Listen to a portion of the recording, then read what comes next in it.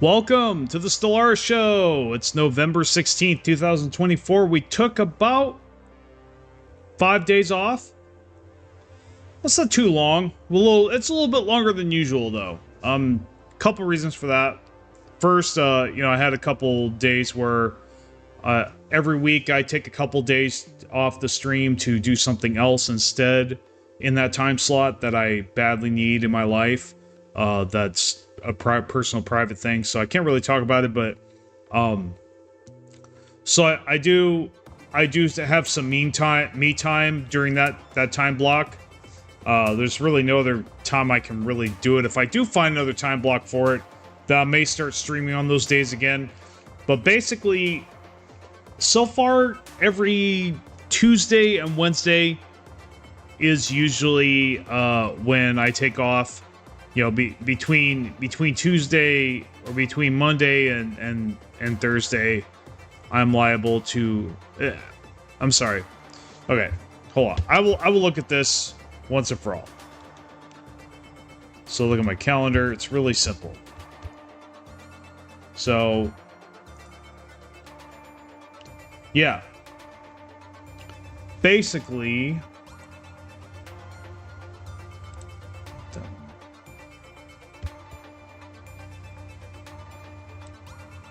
Oops, sorry. Okay, so I'm just looking at my calendar here. So usually Monday through Wednesday is generally when I do this, when I will take off. I may stream, I may not. It just depends on what I have going on. Also, depending, I may have a short stream. So the reason this time, though, I took so much, that's only a couple days, so the reason I took so much time, just, I'm still kind of recovering from the stress of the past 2 weeks. It's kind of bled into my work life, too. I've started working on videos and shorts again. You guys may have noticed a lapse in my content. I apologize for that. I had been uploading shorts regularly, but the video was slowing to a crawl. But I have a new system, a workflow system that I am confident will help me pump out videos faster, or at least in a timely manner. Because let's face it, one video a month is not good for me. That's not what I need to do right now. I need to be pumping them out a lot faster than that. So, believe me, I am holding my own ass to the fire here. Absolutely. I know some of you are like chomping the bit, like, man, when's he gonna release more content? Like I said, I'm with you. I'm with you. We need to be coming out with more videos. So yeah, for sure.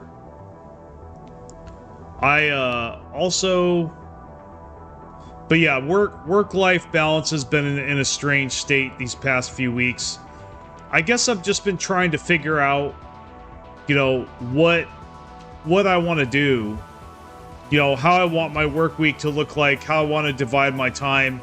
And I was focusing a lot on Factorial Space Age, but I realized that I needed to step back and be like, okay, yeah, playing and learning this is important, but I still need to come out with content. So yeah.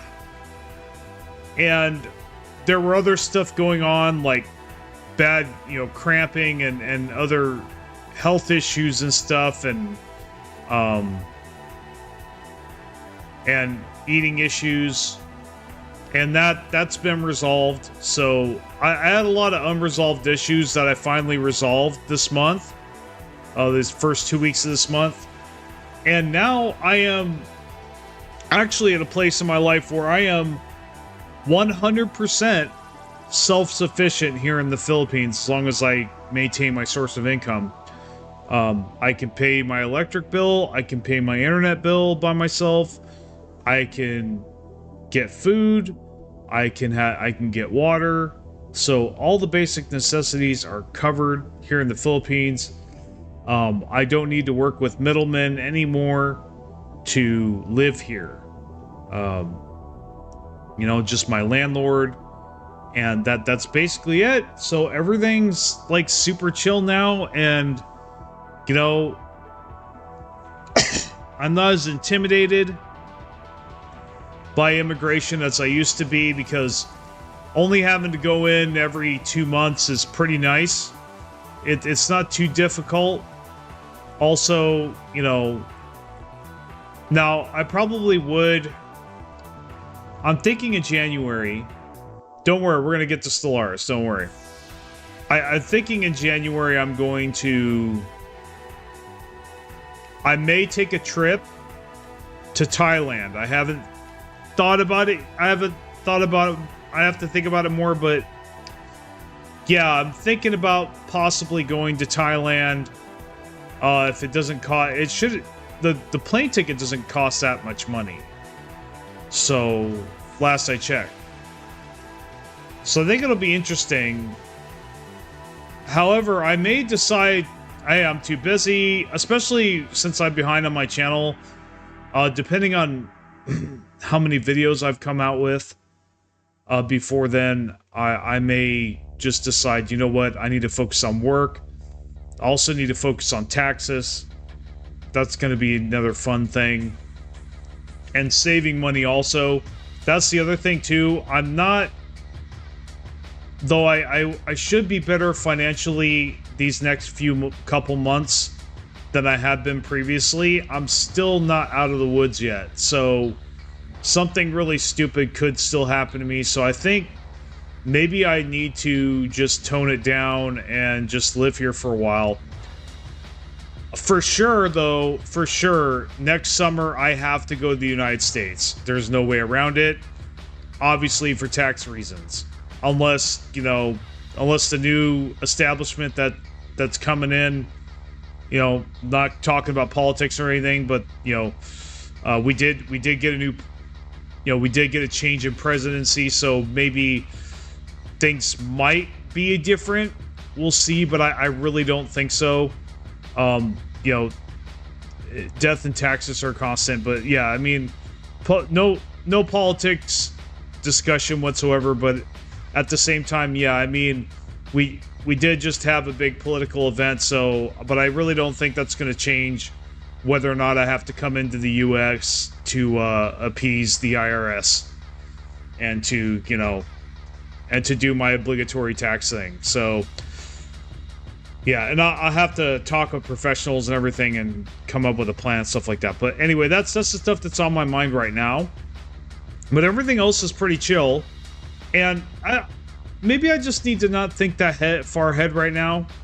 But yeah, for sure in the summer, I will have to travel to the U.S. again. And so that's going to be interesting. I'm probably going to see my family for sure. But I have thought about just like going to, you know, Guam or something, but then again, that would be a really expensive plane ticket as well. So really, I think my best bet is just to, you know, go back to see Mother Duck and hang out with her and my aunt and stuff and hang out with them. So or actually, I probably should. I also thought about seeing my dad in Alaska. That's a possibility, though. I actually do need to go back because I gotta sell my car. Okay, sorry, I'm getting the stuff that has nothing to do with Stellaris. I appreciate your patience here, guys. Just kind of an announcement / whatever. Just letting you guys know what's been going on in my head, and why, you know, why there's been a little bit of gap in my content there. But it's that shit is over. I'll tell you right now, the gap in content is over. I am back at it again. I released a short yesterday. I will, with my shorts, my Stellaris shorts in particular, I am going to be, you know, I reviewed my tutorial video that I came out with a long time ago, and it still sounds pretty good. So I think I've started chopping it up into shorts, because I think that that video deserves a lot more recognition than it has. I know it's an hour and 20-minute video, but I think I did a really good job of it, and it's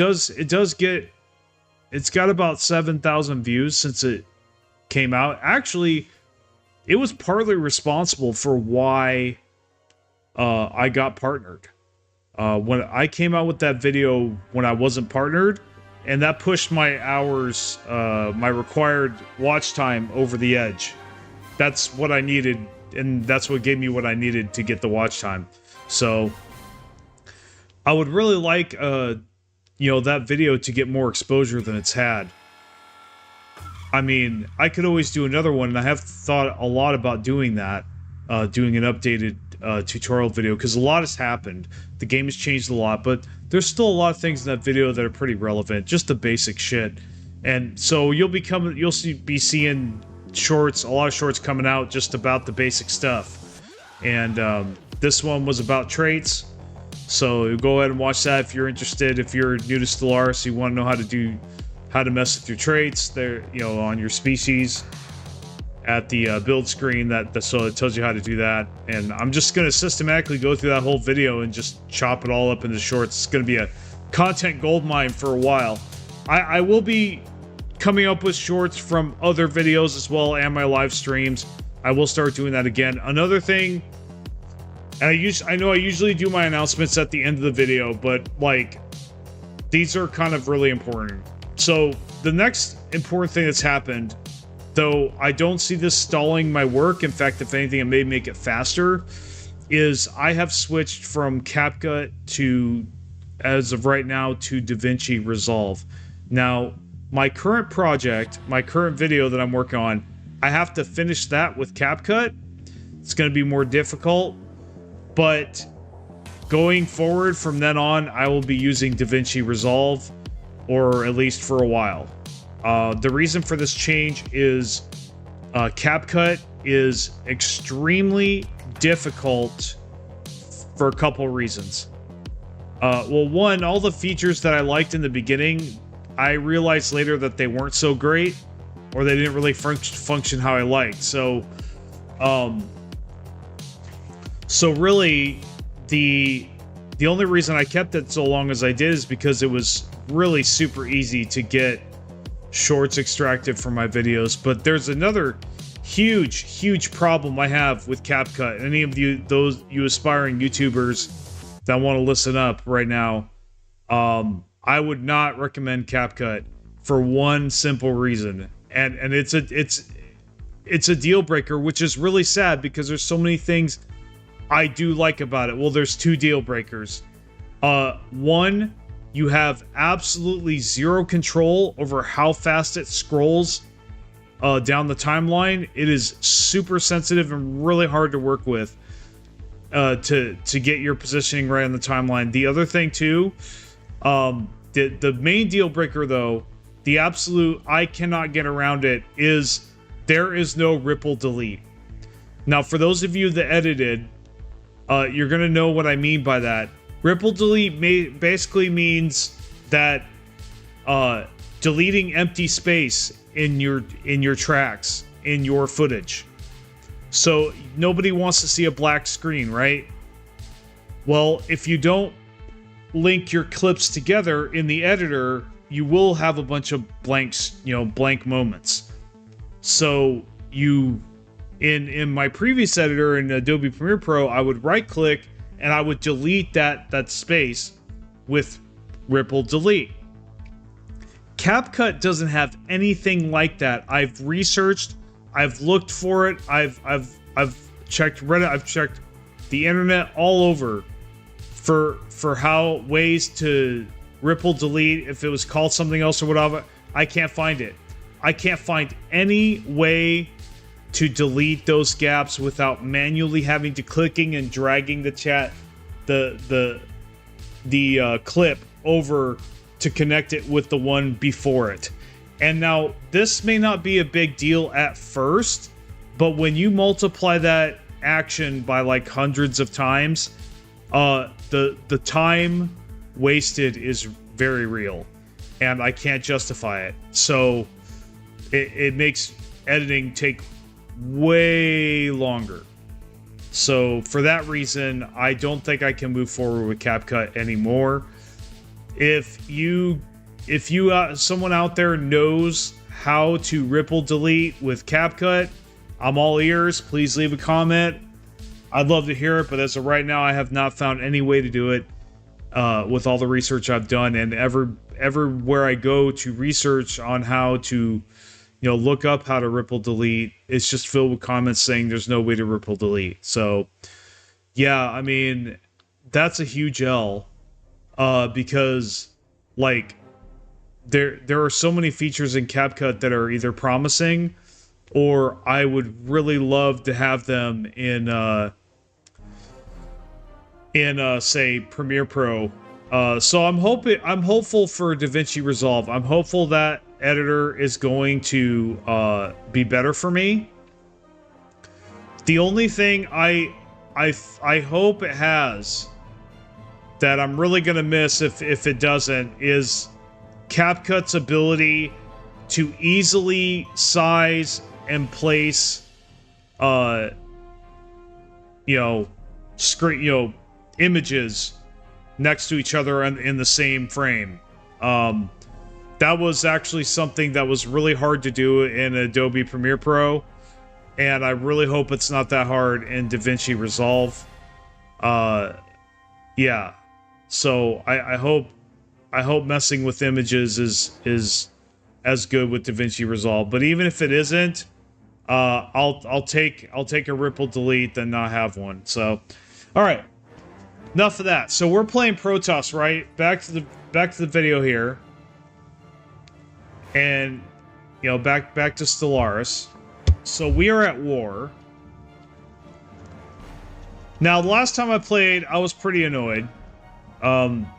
Just the computer doing typical computer shit, and I wasn't feeling too hot emotionally that day, so but I'm feeling pretty up to it now.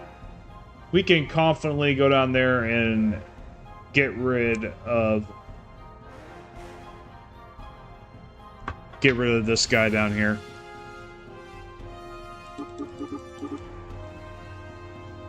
Battle is joined. Incoming transmission. Elfina from Lominaspa. Yeah, I'm down with migration treaties.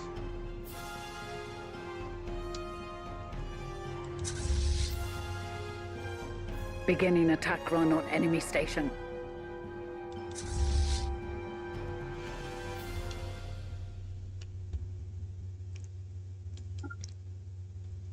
Okay. So we'll just go right there. The cowards have destroyed one of our spaceports.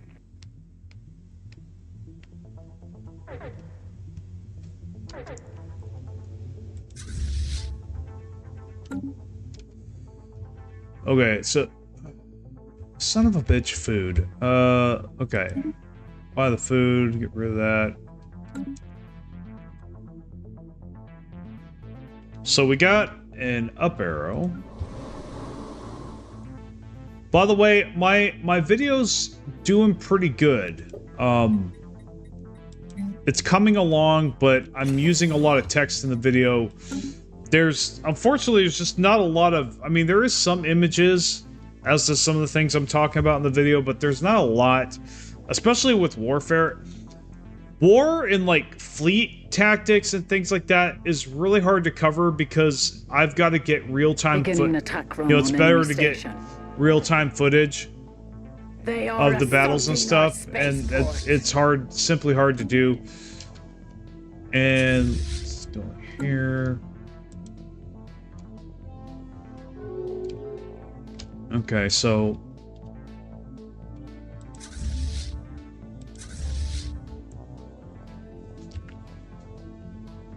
oh, I remember our Sonic Avatar was a terrible fighter. I don't know why. The Sonic Avatar got its butt kicked the way it did, but it's like we don't have it. So,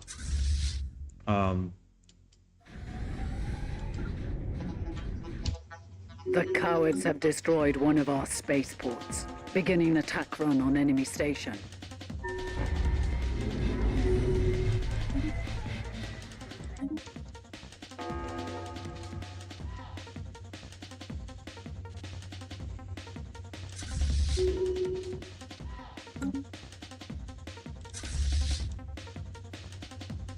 This is what I'm talking about. Like, again, with the computer's tactics, dude. Like, he's just wasting so much of my time, dude. Okay, so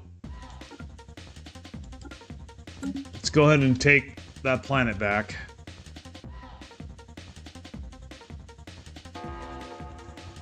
Just fucking cowardly, just really...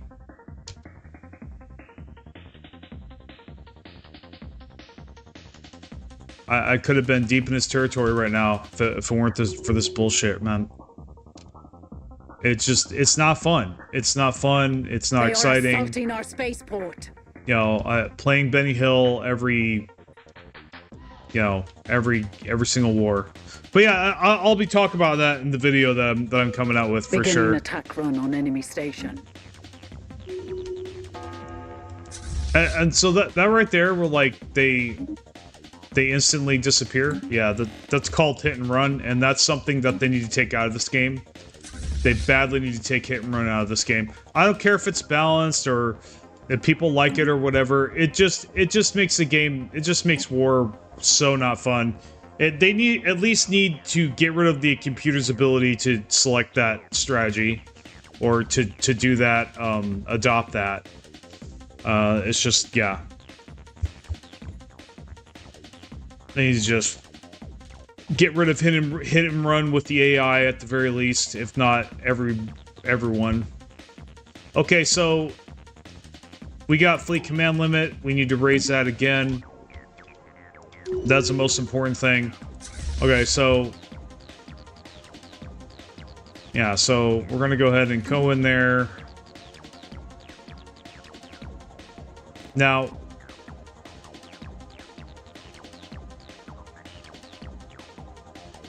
Okay, so where is my dude? If I lost my transport ship, I'm gonna be very irritated. Where are you? Okay, oh, you're there. All right, good. So, okay, we got these. That, so come over here.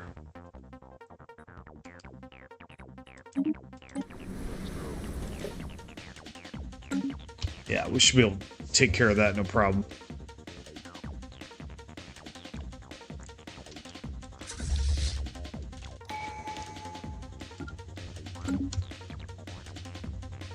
Got a new tradition. So this is going to be kind of a shorter stream. I'm kind of busy doing stuff right now, but yeah, so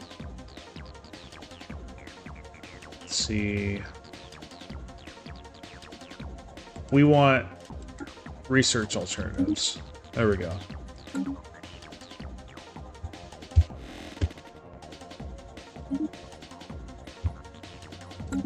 Care if the council agenda is available.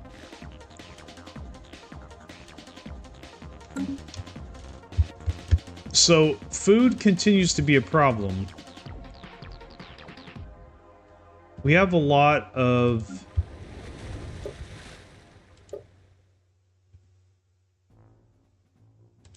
So what's going on with our food?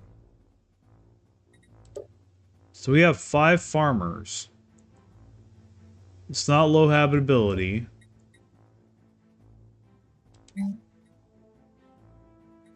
Yeah, I don't know.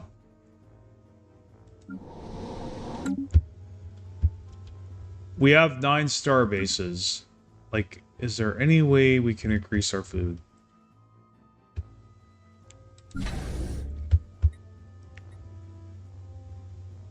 Now, we could upgrade our star bases, but that'll help our fleet. Okay, we have a star base here. Let's get a hydroponics on there. Couple anchorages.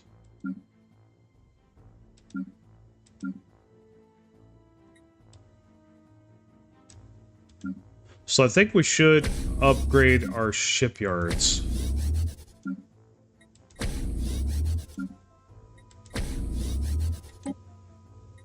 And we definitely want to reinforce our fleets.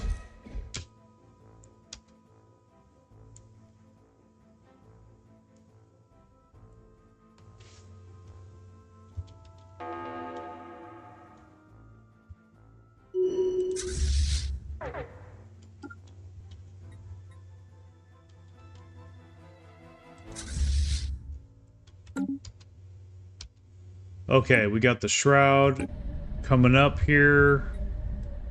Reach into the Shroud for some credits. Linger for a while. Okay. Well, truly, who knows? What do I get? Oh, Curse of the Shroud. We got cursed. Sublight speed, 20%. Oh, I'm glad I didn't have that earlier. That would have been so annoying. Ah, 20% sublight speed for 5 years. It's like the worst time to give it to me. It's during war. But whatever. We just gotta make sure they don't slip by. Easier said than done. So Initiating ground assault. we're gonna have... Yeah, we're gonna have him go here.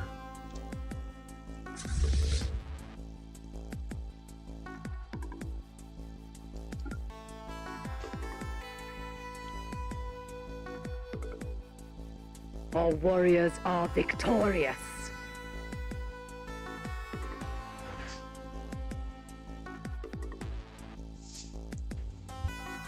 Okay. Our consumer goods are a little concerning.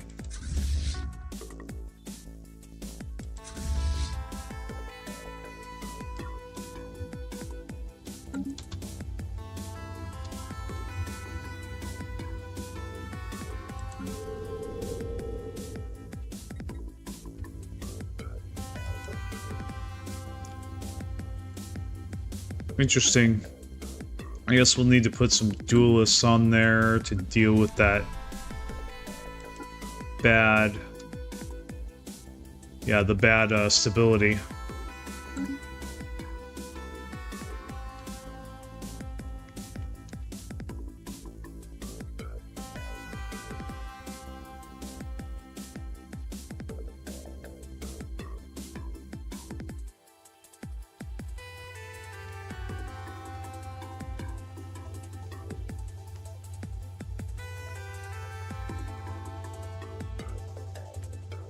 Looking for briefcases. Beginning attack run on enemy station.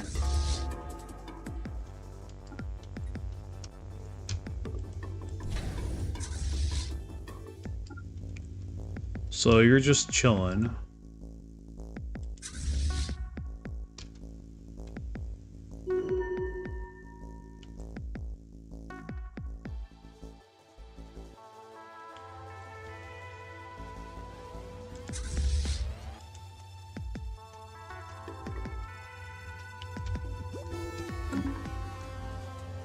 Battle is joined.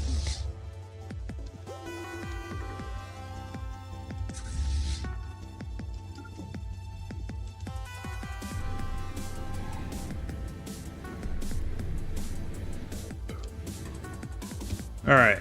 That was good. Gonna take the system.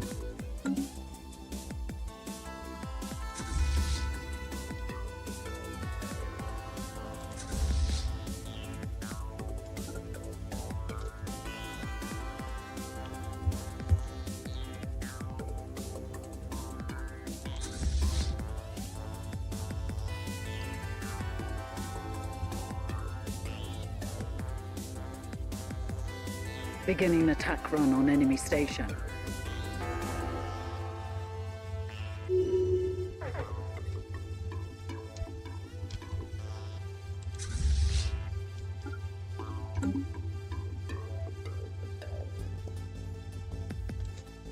So, consumer goods is being annoying.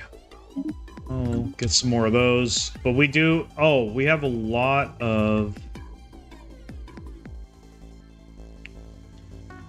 We have a lot of minerals. So I think we'll just go through and maybe just buy.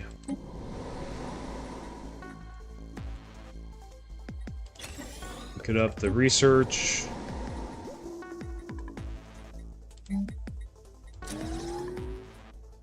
Make another city district.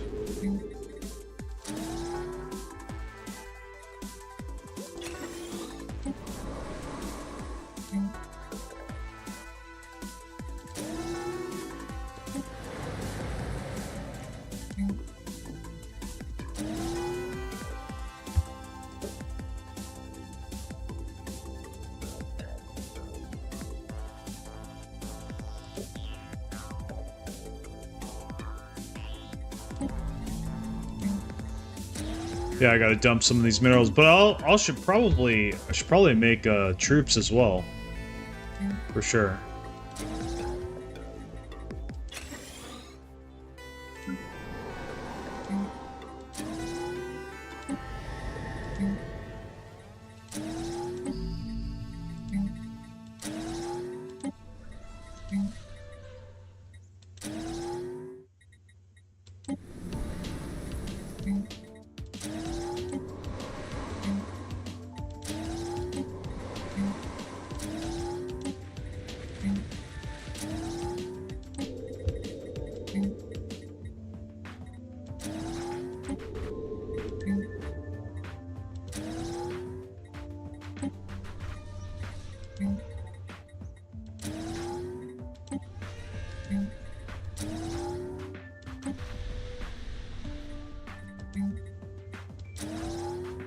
Hey Fenneru, how's it going, man?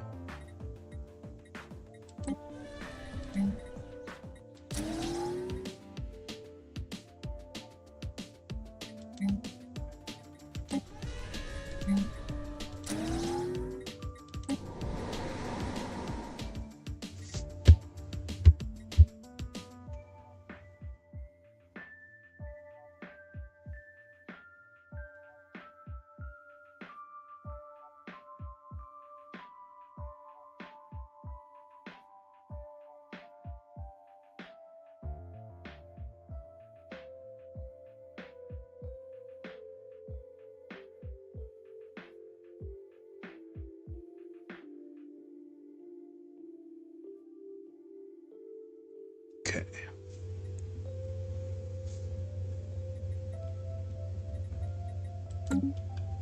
Now we're gonna go to our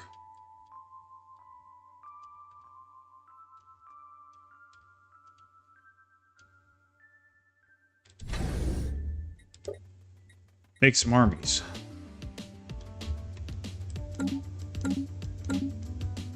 There we go. Another army dump. It's gonna be really good for us. Yeah. Our army is gonna be really good. Well, they already have like 50% damage. It's crazy. So, okay, we got these. Got these taken care of.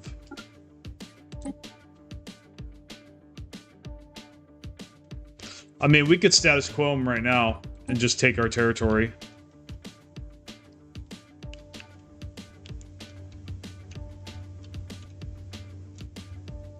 I mean, they're going to be basically crippled after that. Am I vassalizing them?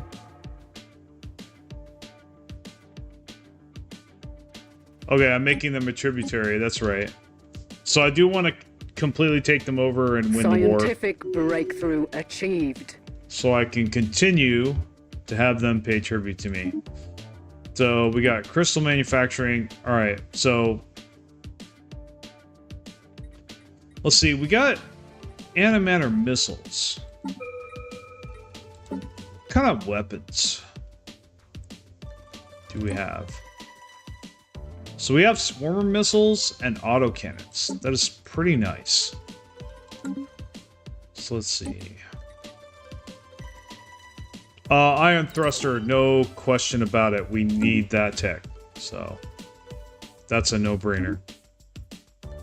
Fuck off. Construction complete.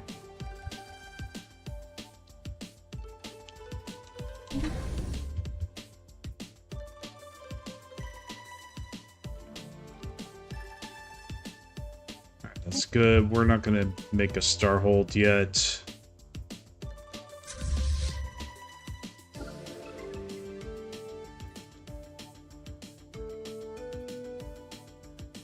Yeah, see, we gotta fight these fleets again. I mean...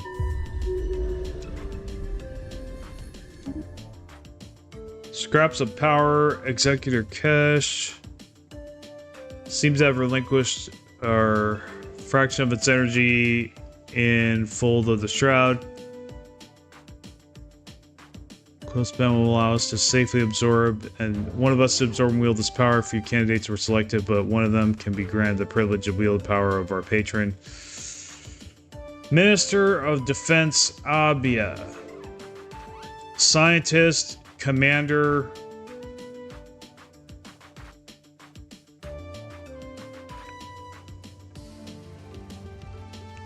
Who's in charge of my big F-off fleet? Age 68, so like they're like about to die. Abia probably.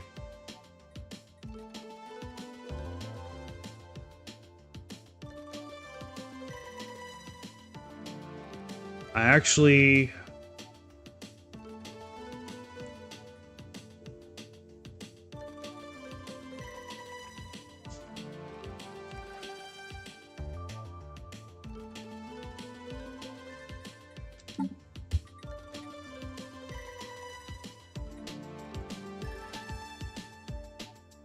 probably want Abia, honestly, because she's the youngest. And it's a commander, so let's try that one.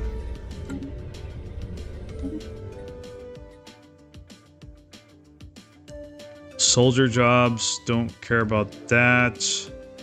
Leader lifespan immortal. Ship weapons damage 40%. Oh yeah, buddy. So there's a lot more to Corrin than meets the eye than just those simple bonuses on paper. You get all this other extra stuff too.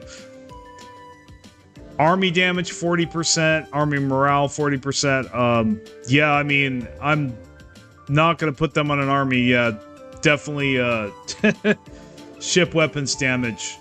So okay. So we are switching things up here. We're gonna put Abia on that, and then switch that up.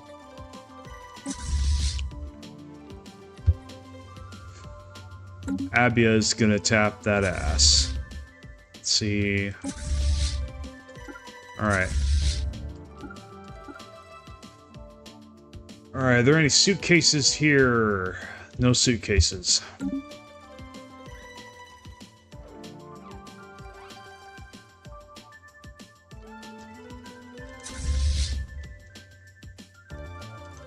Oh, come on, dude. Ugh!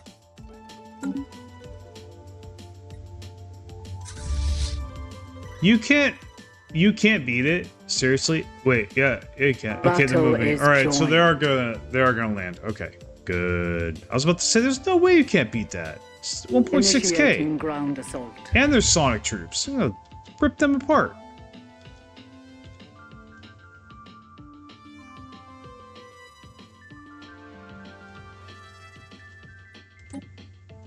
Construction complete.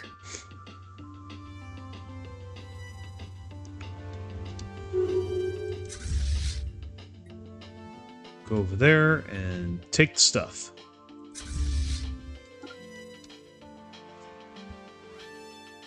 They want a peace offer. No. No, thank you.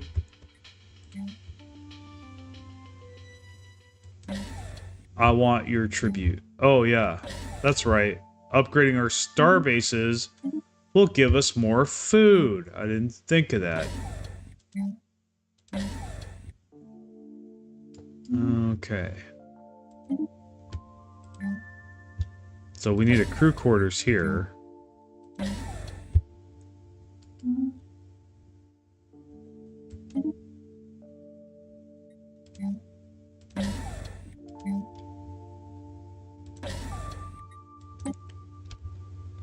Beginning attack run on enemy station.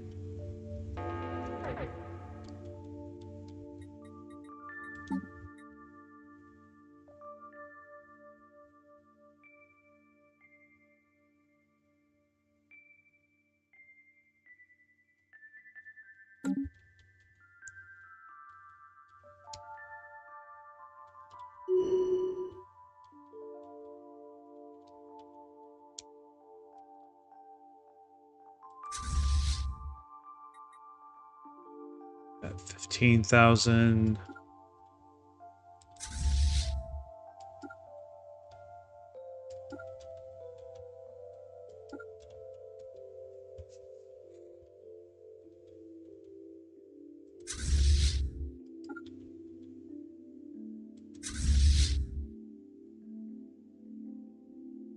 Battle is joined. Beginning attack run on enemy station. Yeah, it's basically a corridor at this point. Should not be able to slip past.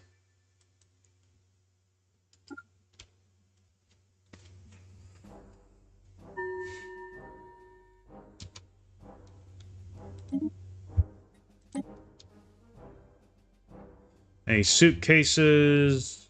No.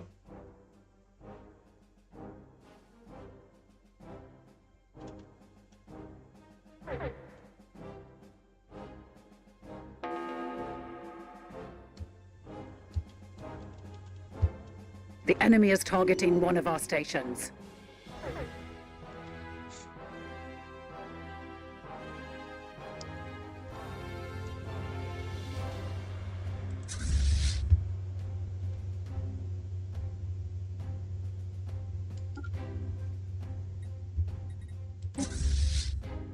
We'll go here. Keep them from skirting around.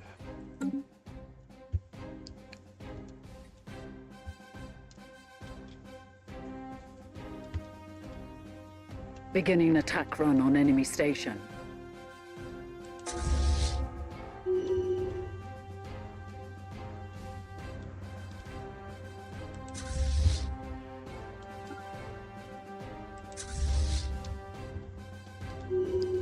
The enemy is targeting one of our stations.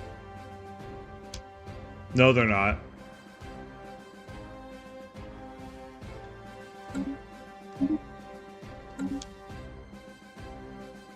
Battle 72 is alloys. Sure about that.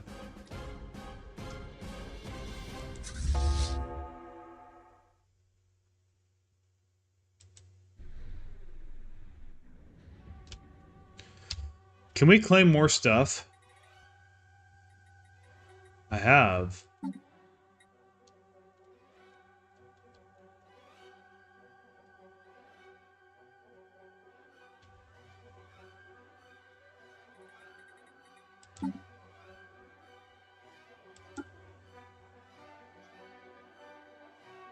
I wonder if I can, like...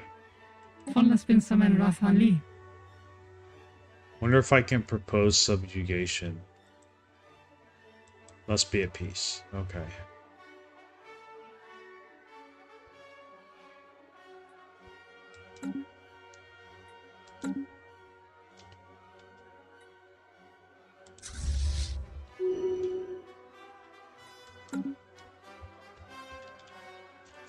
Oh, you know what? I think I'm gonna insert this into the video I'm making. Oh, congratulations on your new PC, man. You're not gonna regret it, dude. You're gonna love it, man. You're gonna love it, trust me. By the way, welcome back to the channel, Echo. Good stuff. But I was gonna say, I definitely need to insert something else into the video I'm making. So, with vassalization, like, this whole idea that I need a subjugation casus belli to vassalize an empire is complete BS. Like, it shouldn't matter. Like, that should not even be a thing. Like, I should not have to be, like... The game shouldn't have to say that, oh, you're stronger than them now. That's a whole bunch of BS. If I'm stronger than them, I'll prove it through might and force of arms. I don't need a computer telling me if I'm good enough to vassalize someone. If I beat someone up, if I beat an empire into submission, I shouldn't need a casus belli to vassalize them. It's like vassalize or die, you know? That's how it really is in reality. You know?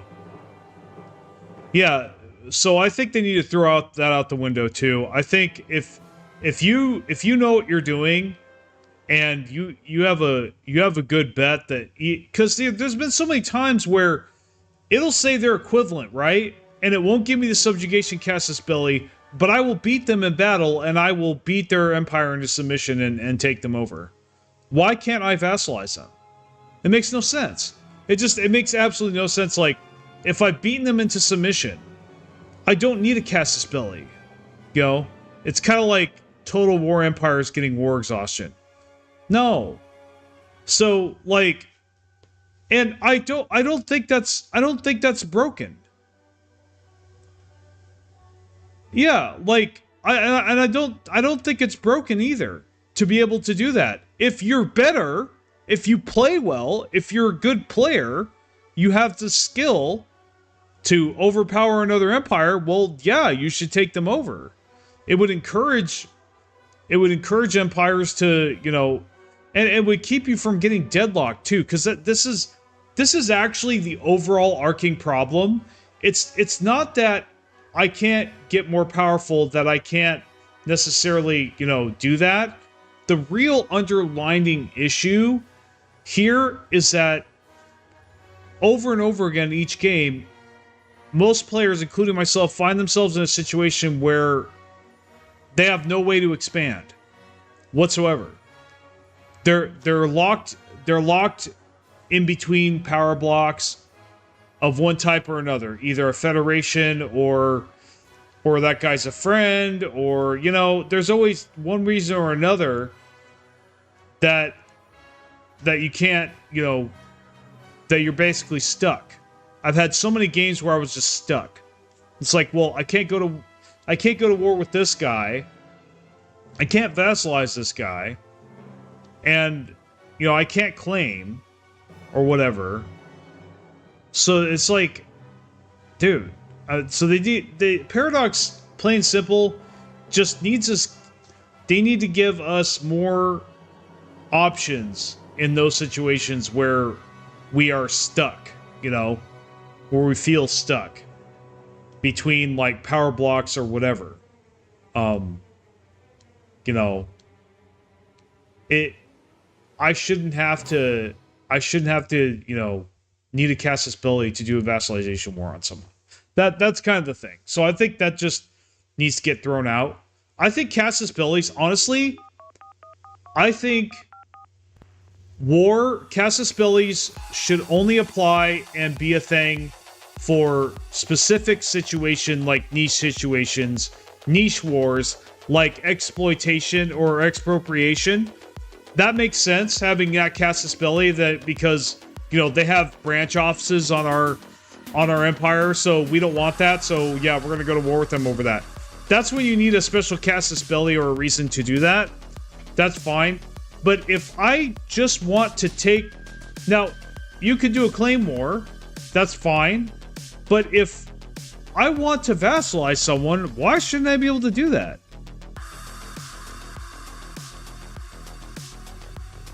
Yeah, like see, that's the other problem.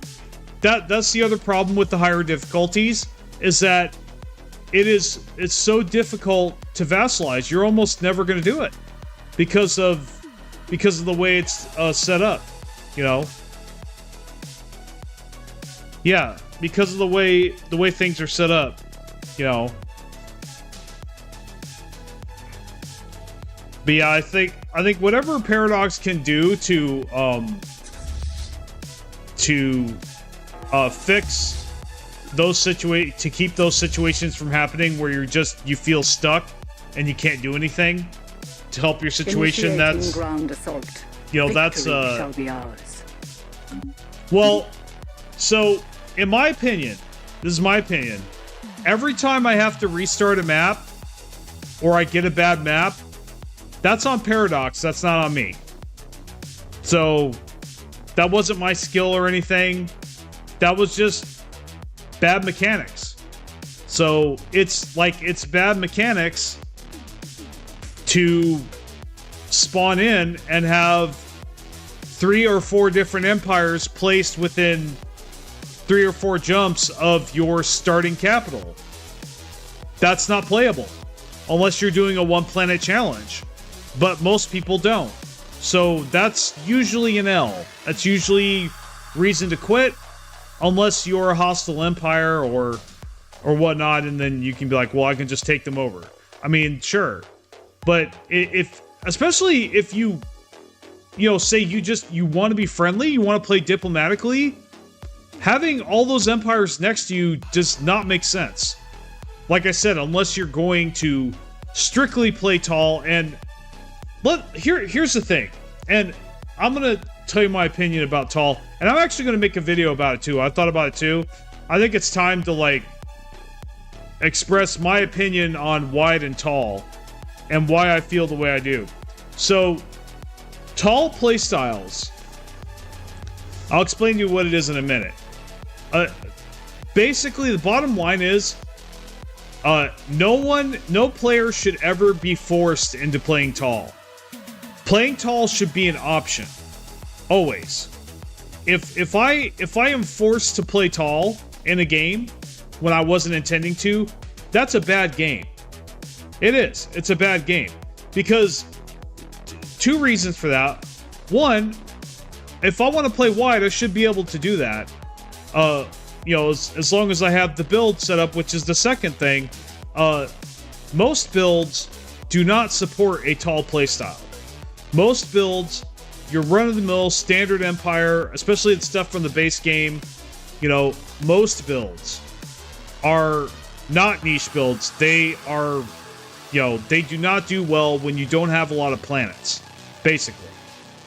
And I of all the games I've played and everything, I pretty much come up with in my head, I pretty much learned over the past few years of playing Stellaris and countless games that you basically need around at least 10 planets to function by mid-game. If you don't have 10 good, high-producing planets of each type, with each type represented, you're not doing good. It's not a good game.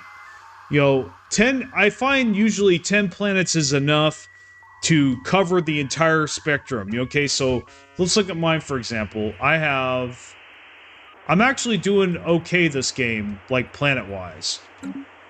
I'll show you here for a second. So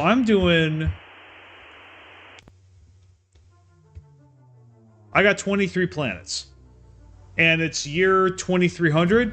That's not bad, okay? It could be better. Could be a lot better. But it's not terrible, and it's not unplayable.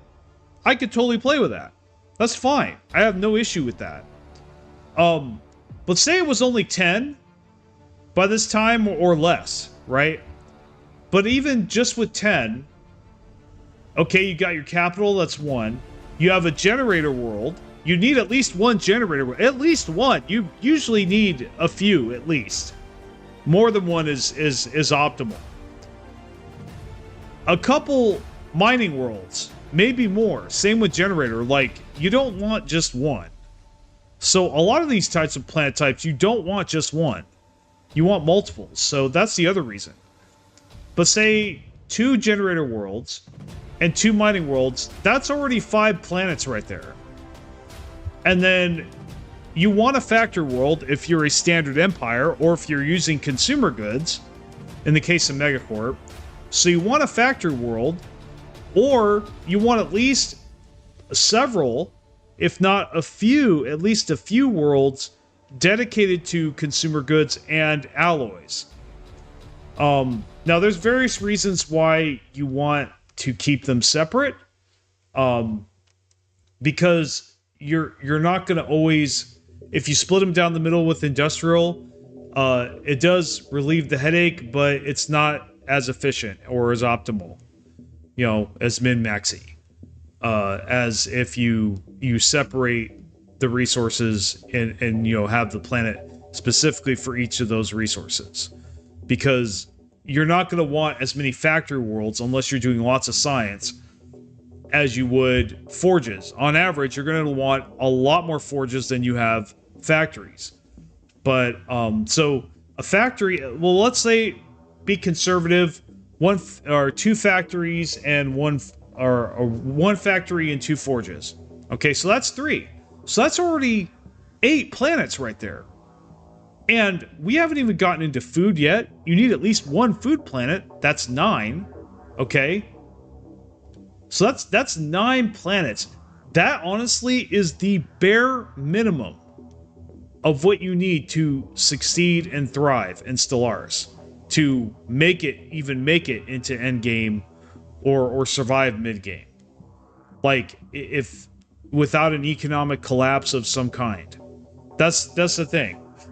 So you see right there why having at least not, so the number here is 9, though there's actually it should be 10, because see, the other thing too, now I don't have one, but I usually get a tech world somewhere in there, a world that's just dedicated to research. And the other thing too, the reason you actually like 10 is the bare minimum. Okay? In fact, if I think about it, you actually want some more than that. Okay? And the reason for that is, you know what, let's just look at all the planet types. Let's look at all the planet types. Alright? No, I don't need to look at my... Okay. Sorry, that was my capital. That's not a good representation. Okay. So we don't use urban worlds. Those suck. But yeah, you need an agri world, you need a mining world, you need a generator world, you need industrial, you need at least forge worlds and factory worlds, or all industrial worlds. You know, several industrial worlds. Now, Ecclesiastical Center is optional, or a Unity world is optional, but it is nice to have. And if you have an extra planet or 2 lying around, this is a good thing to do too. So that's another planet. So that's 11. And then a refiner world's not bad, though you could do that on your mining world, because the mining world does give bonuses to strategic resource output, okay?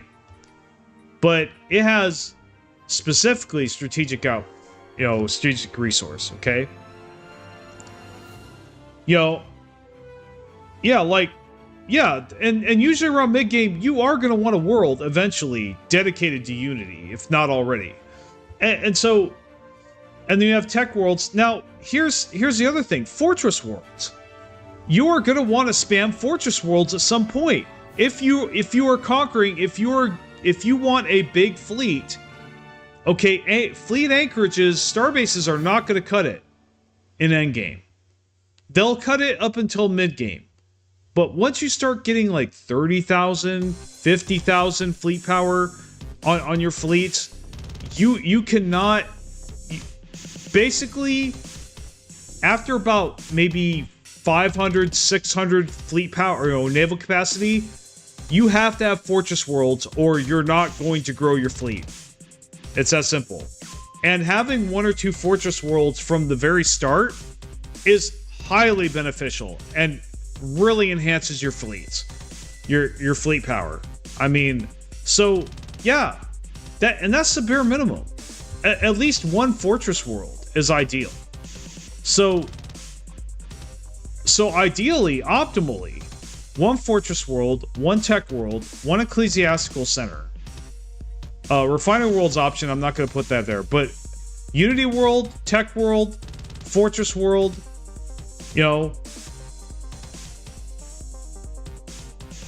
Now, I say fortress world, but what I mean, guys, I don't mean the bonuses. I mean a planet dedicated to that thing, where all the building slots are taken up by fortresses. You need a planet like that. You need planets like that. Usually more than 1, especially later game. You're going to need lots of them. You need to spam worlds that are just full of strongholds and fortresses. Okay? And you could in key moments, and the only reason you want to set it to a fortress world is if, you want the strongholds to build faster, but once they build fast enough, unless you're defending and you're in a war, there's no reason to use the fortress world designation. But basically, I'm not talking about designation specifically. I'm talking about the role of the planet. Each planet has a role. What role do you want it to have? Okay, specializing planets. So, yeah. So you want one of each of these at least by mid game. So that's 3. Already 3. You want at least 1 factor world. I recommend 2. And I mean, I have 2 and it's still not enough. I'm in a big deficit. So maybe more. But yeah, 2 factor worlds. At least 2 forge worlds, but really you're going to want like 4 or 5. But let's say 2. So, you know, so that's 4. That's 5, or that's 6. And you want it at least, and I'm saying at least 2 generator worlds, but really you should have more. I almost want to say 3. So 3 mining and 3 generator, that's 6. I'm talking about what's optimal here. So that's 6 more planets. So that's already 12.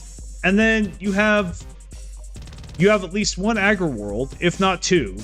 Usually you end up with 2 or 3, but usually not more than that. And then you got your capital. So yeah, when it's all said and done, you basically need about 15 planets to really function in Stellaris, like to really function in mid-game.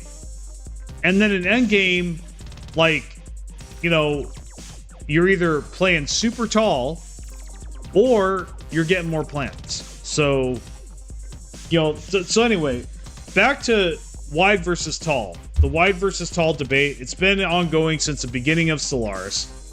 Just since the beginning of time. Beginning of strategy, you know, 4X games. So, my verdict, now that you know this, okay? This is the, and I'm talking the average game. This is the average game, okay? Your average empire is going to need this stuff that I just listed, okay? So, trying to do with anything less than that is really bad unless you have a specific, niche, special type of build, okay? We're talking Virtual Ascension or some other kind of gimmicky build that you've seen in many videos from other YouTubers, okay? If it's not one of those, you're gonna have bad time not having these planets. You're gonna have bad economy. You're not going to be able to have enough ships. And you're just, like I said, you're all around going to have a bad time. And planetary ascension is not enough. That's not enough to counterbalance those factors. Okay. Reducing empire size by 5%. While that is something, it's not nearly that significant, okay? And yeah, not to mention, it is super expensive, and basically, you have to choose between doing this and getting mega structures,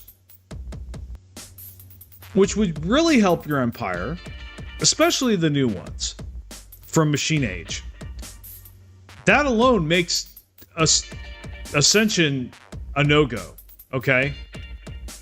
But then on top of that, you don't have any traditions. Now, if you already learned all the traditions, or you don't need them, or you don't want them, I've thought about foregoing them in the past. But traditions, to a lot of builds, are required. So, if I'm playing a Megacorp, right, I can't not pick up Diplomacy. That is ridiculous if I don't pick that up. So, traditions are required for a lot of builds. For ours, was no exception. Yeah, really, like, you may have enough unity to spare on the average game, which will be harder with that limited amount of worlds, to do an Ascension only maybe once or twice. The other part of this, the other reason Ascension's not viable, the biggest reason is, once I ascend this, now 6,000 isn't that expensive. Okay, I have 27,000. I could probably do that. The problem is this price goes exponentially higher. It has diminishing returns. It goes higher and higher and higher. It costs more and more the more you ascend. It's not a flat rate. So, yeah, that alone makes ascending your planets ridiculously hard to do. And I think for the benefits that you get from ascending your planets, it's pretty weak sauce, honestly. And the other problem with Ascension is you have to fill out traditions. You have to fill out the traditions and get Ascension perks before you can ascend your planets. Anyway, so, you know, so if I don't have any Ascension perks, then I'm not ascending my planets. So and those are your options if you're playing tall. Ascend your planets and optimize the hell out of the planets that you do have. So, yeah, I mean, no. So you're going to see in my video that I'm coming out with soon that tall is not viable for most people. Tall is not a reasonable option to the game being bad, you know, or you know, most people want to play wide for these reasons. I know a lot of people play tall. I'm not saying it's a bad strategy. I'm saying that you should not be forced into playing that strategy. That should always be an option. You should always have the ability to break out and go wide if you choose to do that. But there are a lot of the maps that seem to be generated nowadays, especially with the Federation changes, and even earlier with the vassalization blocks, make it really hard to play wide with certain empires. And so, yeah, like, unless that's what you're going for in the beginning, you know, just play tall, bro, is not a good solution to the problems I'm going to be bringing up in the video that I'm coming out with, you know. So yeah, but on your question, Echo, planetary ascension. So what I think, how I think they can fix it. Well, so couple things come to mind at the top of my head. One idea could be a percentage of your unity. So, well, it wouldn't be right away. Like, so I'm thinking a percentage of your unity with a minimal cost. Okay, so maybe it does cost 6,000, okay?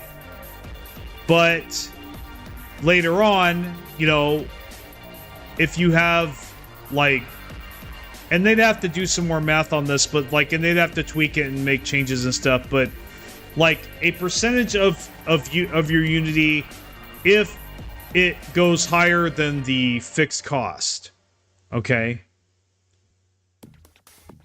So, like, so for example, because you're not going to be able to ascend your planets anyway until after you get an ascension perk, which I think they should just do away with that. Honestly, it would actually make tall even more viable if you could ascend your planets immediately, you know? And now some builds you can do that, but I think even easier than that is just, so they have a fixed cost in the beginning. So, like, let's say it's 10,000 or 6,000 unity. That way you can't just go straight to it and get it, like, you know, year one or something. Obviously that's ridiculous. But you know, but if it costs like 10,000 and every 10,000 you ascend a planet, I don't think that's unreasonable. You know, especially in the beginning. Because you're saving, you know, you're not doing traditions. You're just choosing a different path. So, you know, your weakness is you're not further in the traditions.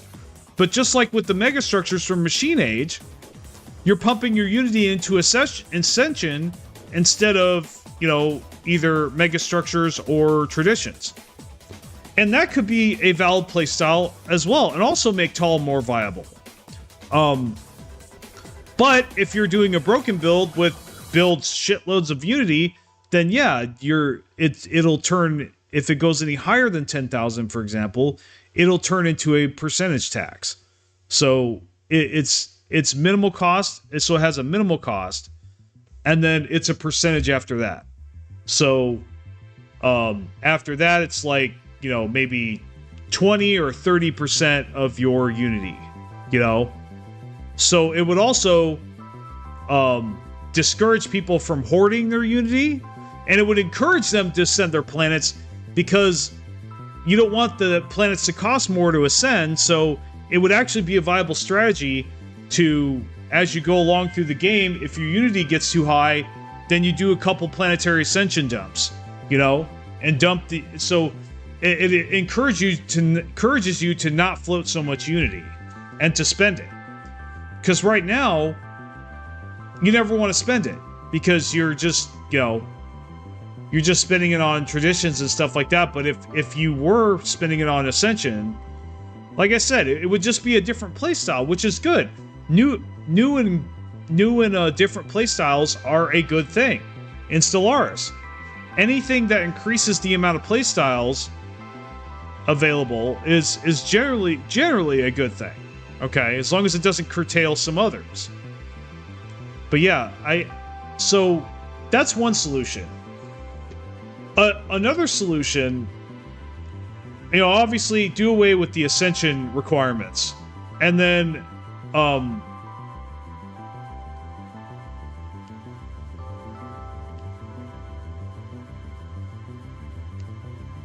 yeah, that's the other thing too. A good point you bring that up. That's another thing that I think needs to be done, is that if I ascend one planet, it shouldn't cost even more than that to ascend another planet, like a different one. So if, let's say I ascend my capital, right? I ascend this right now. The next cost would be higher. And yeah, the cost should raise every time you ascend, of course. So it starts at 10,000 minimum, right? And then 15,000, then 20,000. Or the percentage raises, you know, it's 20%, then it's 30%, then it's 40% of your Unity. So it could be like that as well. But yeah, they definitely need to get away from, they need to do away with, is I ascend this planet to level 1, but then I go to my generator world and ascend it, and it costs as much as this would be to ascend. That makes no sense to me. It's like, no, dude. So yeah, make it so that the only time it costs more Unity is, and it's not a percentage, is, you know, if it's the next tier. But basically all tier 1 ascensions should cost the same, regardless of how many times you've ascended a planet. That's another change that they definitely should make. So, you know, you could spread it around, or you could pump it all into one planet. So that's kind of the thing. And if you have stupid amounts of Unity, you can do that. But yeah, as it is right now, and honestly, to close with this, and then I'm gonna go here, guys. There are way too many things in Stellaris killing the fun right now. There are a lot of things creating a lot of fun and joy, but there's just as many things right now killing the fun and joy, which is what my video that I'm coming out with will be addressing. You know, I talked to you guys about that top 10 annoying things about Stellaris video I wanted to make. I decided to do this one instead, basically. But yeah, I mean, and see, even then, I think I'm done with the video. I think I've mentioned everything, and then we bring up something like this. Like, a lot of these systems, Ascension, you know, Warfare, a lot of this stuff was made seemingly without a lot of future thought into it as to, you know, whether or not it was doable or workable or functional or optimal. So, like, a lot of systems in Stellaris are the same broken systems we've been using for years. I think that's really what Paradox needs to focus on. And like I said, actually, I say it at the end of the video I'm coming out with. That's what I think Stellaris 2 should be at the very least. Now, I think they should fix this stuff before Stellaris 2. Don't get me wrong. I don't think we should have to wait around for Stellaris 2 for them to fix this stuff. But it would be acceptable at the very least. They should, you know, if they want to make, if money is so important to them, you know, and they can't justify doing anything without getting paid for it, then they need to sit down, work on the stuff like this, and put it all in Stellaris 2 and basically do a reskin of this game. Now, I know Overwatch did that and they got a lot of heat for it, but I don't think this game would get that much heat for it because, see, we'd be able to keep our DLCs and we'd be able to keep everything else as long as we get to keep our DLCs and mods. Okay? It wouldn't really be a sequel like a new engine or anything. They just shouldn't do that. But they just basically pimp out the first game. It's basically Stellaris 2 would just be a pimped out version of the base game. You know, base game 2.0 is basically what it should be, with all these changes and more. And it's basically like getting a new expansion, but it's the base game. And then, you know, that I think is something they should consider at the very least. You know, that way also there's a lot less of a chance of them making a stinker like they did with City Skylines 2. And even if it was a stinker, people could revert to the earlier version or wouldn't be forced to choose between Stellaris 2 and Stellaris 1. Okay? That's the other part of it. It would really just be a big giant update to the base game. That's what I think Stellaris 2 should be. I think it would work in this situation because right now we're in the situation where there's all this DLC that we'd have to leave behind if we were going to start playing Stellaris 2. If it was a straight up sequel, like not compatible with the base game stuff. I don't think that's a good idea. Now, it's rare that I say that. Usually I'm a fan of just, you know, yeah, make the game just better, just revolutionize the game. You know. But I think in Stellaris' case is a special case that, like I said, all that DLC, you know, that we paid for, to throw that all out the window, especially the mods as well, even though I don't do mods, I think would piss a lot of people off, myself included. Or it would at least force people to choose, okay, I either have all these cool mods and DLC that I'm used to playing with, or I play a second base game that may or may not have some of the features that I like, or is as polished as I want it to be. So yeah. But that being said, you know, if you like my stuff, go ahead and like and subscribe. You know, so I appear in your feed more. Go ahead and comment. Let me know what you think. Really helps the channel. Even if it's constructive criticism, it's still, as long as it's constructive, it's still good. I will read it. I probably will respond to it. I do need to catch up with my comments. Thanks for reminding me about that. You know what? Let's go ahead and hold myself accountable and do that really quick.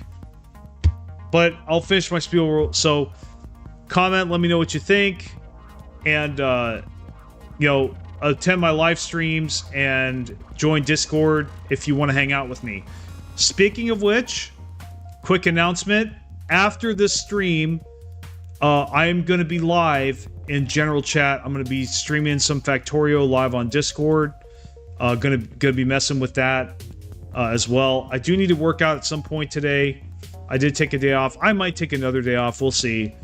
But I don't want to get too lax on the working out. But yeah, we're gonna hop over to Discord after the stream. Any of you guys want to follow me there, you know, Discord links posted everywhere, all over my channel. You should be able to dig into one of my descriptions to find it. But yeah, I'll be streaming games there. You can even voice chat with me or whatnot. Obviously, be respectful. Don't be weird. Don't have bad vibes. Don't creep me out or anything or anybody else. Be respectful. All that stuff. It's my home. Discord's my home. It's not like this channel where it's I don't have to have it open to the public if I don't want to. But yeah.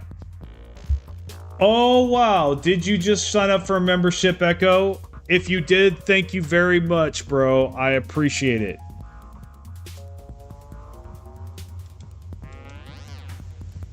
I am definitely grateful for your support. Finally did it. Appreciate it, man. Hey, guys, Echo is, yeah. Well, I don't know if I want to announce yet what we're planning on, Echo. I'm gonna have to talk to you about that first. Make sure it's okay with you. But like, but yeah, Echo might. I'll just say this: Echo might be helping out the channel in other ways besides just becoming a member. We're still talking about it, and he just got his PC, so yeah. But yeah, again, thanks for purchasing the membership, man. I hope to keep and speaking of memberships, guys, there's a join button. It exists. I do have a membership program. It's one tier. It's $5. We might make other tiers later, but I just want to get people's foot in the door. I want to get this community going, and you get a lot of stuff for being a member. Just the $5, it lets you see my entire backlog. Now I don't have much of one right now, but I am working on that to update it, and we'll have member events and live streams and stuff just for members, and the member only videos will go live public, but I'll give it like a month. So member only videos will be member only for like a month. And so, yeah, you'll have access to that stuff and just, and it's just an investment, right? You give me something, I give you something in return. That's kind of how I view it. You want to see me succeed, right? I would invest in a business that's doing well and doing good things that I believe in. So that's how I view it as well. So if I want to be worthy of your investment, then I need to be, fulfilling my end of the bargain. It's not just e-begging going, hey, give me money.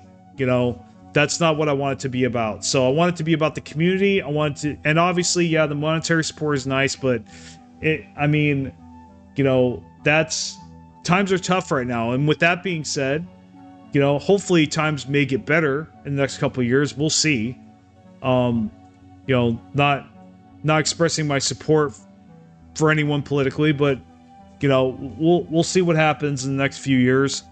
I don't know if it's gonna do well or not. I mean, we got plenty of problems right now, no matter what side of the political fence you're on. But yeah, times are tough. So I know money's tough. So that's why I don't e-beg, for one, and two. I understand. So whatever you do, including your view and your watch time, or even watching an ad, I appreciate it. I want you to know I appreciate everything you guys do. And with that being said, okay. Goddamn, I was gonna talk about, make another announcement. Okay, my ADs get hit me hard. Give me a second here.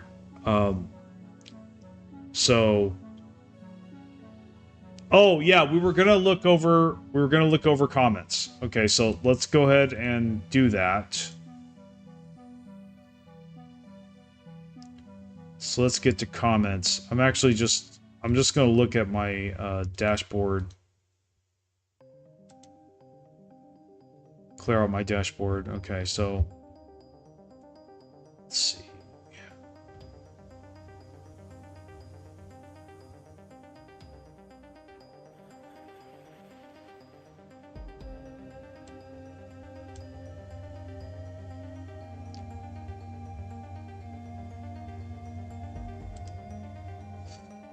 All right.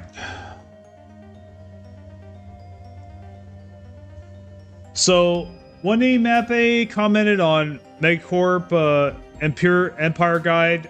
For my first time Megacorp, I picked free traders and private military. I forgot the whole name of the second one, but business is booming. Yeah, MegCorp Empires are pretty good. You probably saw my shorts of that earlier. That was pretty nice. Honestly, that video was one of my staples. It is one of my staples. The next one is a staple too, ship design guide.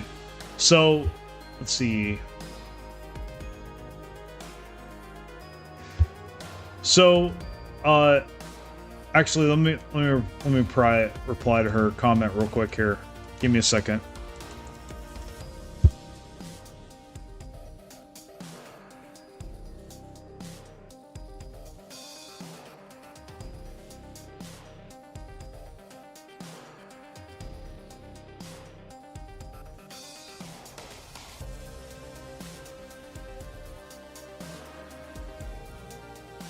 I said, yeah, Megacorp is fun. Glad you enjoyed the video. Okay, so Boris Rusinov said, any chance you could get a design vid for the Titans and Juggernauts?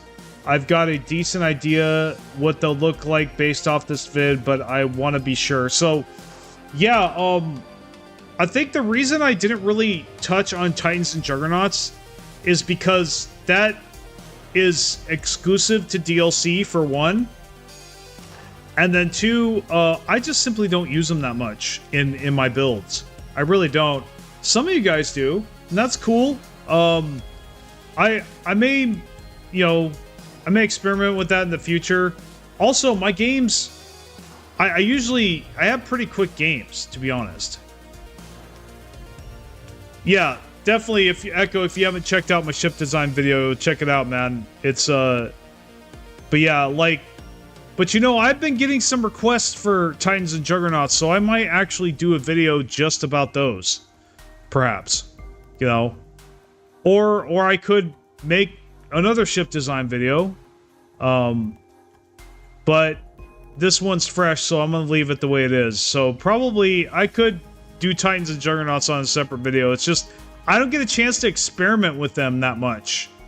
And the other thing too is, it's pretty common knowledge that like Juggernauts are kind of underwhelming as far as like power-wise. You know, they're kind of underpowered.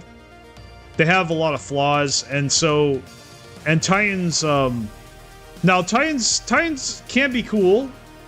It's just, like I said, they're really hard to get. It's kind of like getting those huge mega structures. You get Titans at about the same time, if you go that route.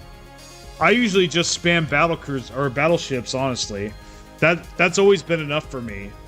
I've been able to take out anything they have with just lots of battleships. So, let me go.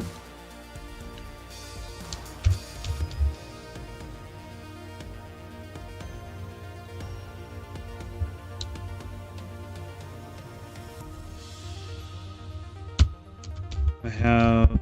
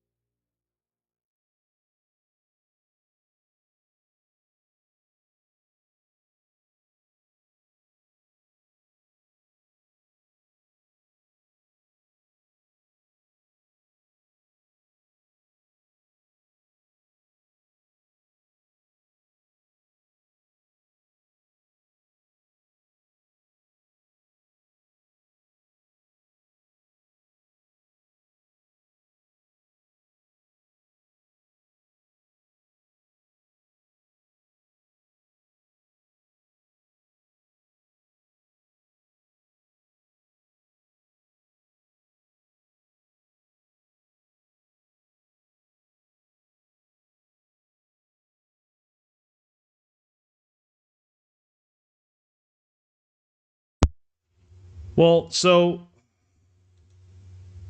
I replied, I have been getting a lot of comments requesting that, so I may do it. I do believe that the suggestions here for battleships could also apply to Titans and Juggernauts. So yeah, basically with Titans and Juggernauts, honestly, I wouldn't really do anything different from how I do my battleships, because they're really just, except for the Juggernaut, the Titans are just really big battleships for the most part with like an aura, which is cool. It's just I can't really see you like putting anything different on that than what I recommend. Like other than its special weapon that it has, like the perdition beam or whatever.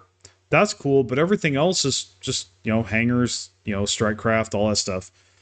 And maybe other X-Slot weapons if it has spots for those.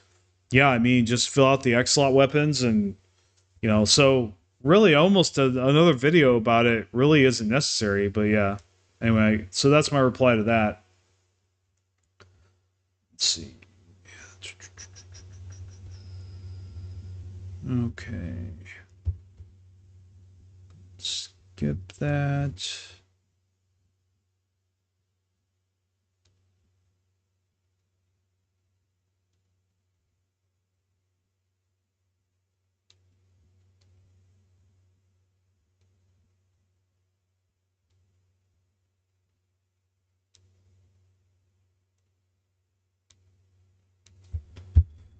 Okay, so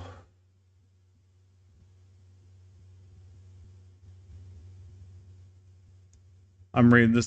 There's kind of a wall of text here. I'm not sure if I'm going to read it or not. All right, I'm not going to read all of it, but Play Wars 37 commented about synthetic fertility, my synthetic fertility guide. Basically, he says Genesis guides and Galactic Curator Civic can be unbelievably busted with this origin. So I'm just going to say, you could be right. I will check it out. So yeah, I mean, it's been a bit since I looked at synthetic fertility. Honestly, I'm about to play that again. Oh, oops. There we go. There's a reply button. Let's see. Okay. Yep, and that's it for now. So that was my comments, me getting updated on the comments. Thank you for your comments, guys. I know I've been a little bad about responding lately, but I try to respond whenever I can. So yeah, we're gonna go ahead and hop on Discord now. I'm gonna hang out there for a little bit with have a little after party. With that being said, guys, you have a great. If you can't stick around in Discord, have a great one, and I'll see you. And I'll see you next time. Let's see here. Hold on. Did I exit out? No. I think I minimized it. Okay. Take care.